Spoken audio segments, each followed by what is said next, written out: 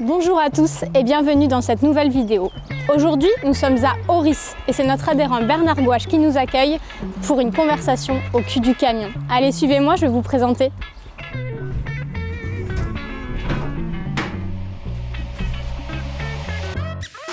Première interview? Bah oui.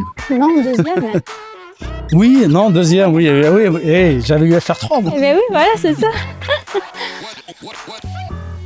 C'est pas évident. Hein.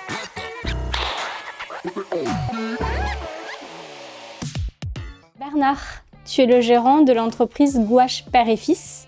Est-ce que tu peux nous raconter ton parcours professionnel jusqu'à devenir aujourd'hui chef d'entreprise? Je suis fils et petit-fils et arrière-petit-fils de maçon. J'ai eu la chance de démarrer mon apprentissage à mon époque, à 13 ans. J'ai repris pour une première fois l'entreprise de mon père. Mon père m'a légué l'entreprise. Dans le courant de ma vie professionnelle, j'ai eu un accident qu'il a fallu que j'arrête. Et on m'avait dit que le métier pour moi était terminé. J'ai pu être formateur, donc j'ai rejoint le CFA de Morsens, où j'ai enseigné pendant 10 ans. Une lassitude s'était posée aussi, et donc j'ai repris le métier parce que physiquement, malgré tout, j'avais réussi en tout cas à me reprendre.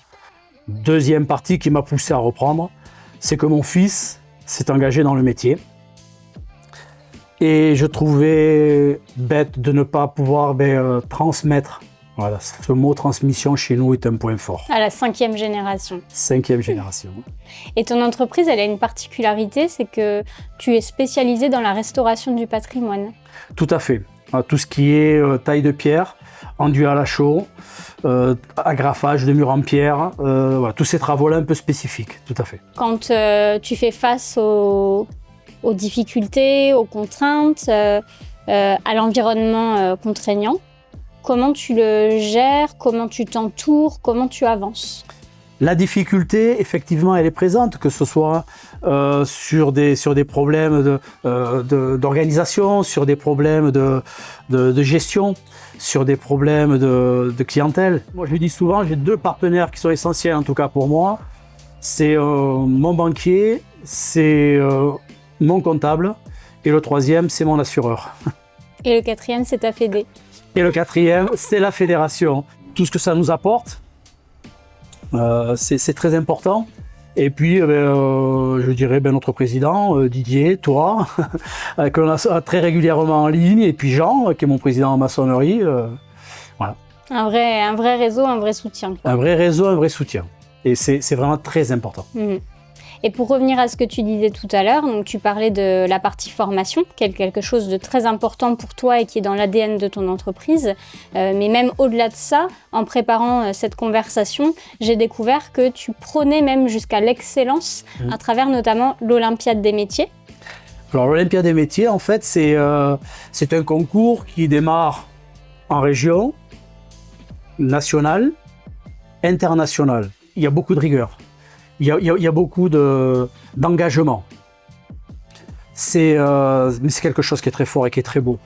Quand on a un jeune qui gagne la médaille d'or au régional, qui monte sur le podium avec une médaille au national et qui part ensuite aux Euros ou aux World, c'est magnifique. On vient vraiment chercher des compétences et des connaissances à l'extrême chez les jeunes. Et c'est quoi, toi, ton parcours dans les Olympiades des métiers? À savoir quand même que j'ai fait mon premier concours des Olympiades des métiers, j'étais apprenti. Voilà, ça s'est arrêté là, comme quoi j'étais pas fait pour aller très loin.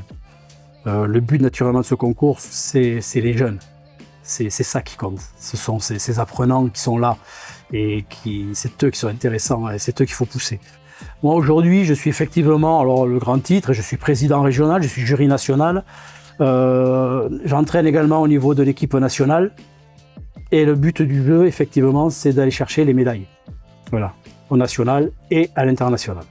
Ok. Et tu disais tout à l'heure, quand on préparait, que tu n'étais pas là pour rigoler, quoi. Tu es là pour aller sur le podium avec ton gars que tu formes. C'est ça. Je suis pas franchement très jovial à ce niveau-là. Je suis plutôt très dur. On a un métier qui est difficile. Ouais, je suis dur parce que je sais que les jeunes se prennent des claques. Et il faut être préparé à prendre une claque. C'est dur ce que je dis, mais c'est la réalité. Et en ce moment, tu accompagnes un jeune, Mathéo, je crois. Tout à fait. Et alors, comment tu l'entraînes? Quel est son plan d'action pour atteindre une médaille au mois d'octobre? Alors, eh bien, il a gagné la médaille d'or au mois d'octobre 2024 à Bordeaux. Nous avons attaqué les entraînements depuis le mois de janvier. 2 fois par mois, on passe le week-end ensemble. Et on a une progression qui est définie, c'est-à-dire qu'on a des compétences qu'il faut absolument avoir, qui sont nécessaires. Et donc, naturellement, on s'est donné une progression. Et cette progression, mais il faut la suivre. Et puis, Mathéo partira chercher une médaille. J'en suis sûr. Bah, c'est tout ce qu'on lui souhaite. C'est passionnant, mais malheureusement, Bernard, cette conversation au cul du camion touche à sa fin. Et je voudrais quand même qu'on garde le temps d'ouvrir ensemble la boîte à confidences, parce que tu as du courrier. Je te laisse prendre connaissance de ta question, nous la lire à voix haute et nous y répondre entre toi et moi. Alors, si tu pouvais remonter le temps, qu'aimerais-tu dire à ton toi il y a 20 ans? Ah oui, n'abandonne pas, ne baisse pas les bras, relève-toi et fonce. C'est très beau. Merci beaucoup Bernard. Avec grand plaisir. Merci pour toutes ces confidences. Et de notre côté, on se donne rendez-vous pour le mois prochain, la prochaine vidéo. Et au fait, bon anniversaire à la Fédé.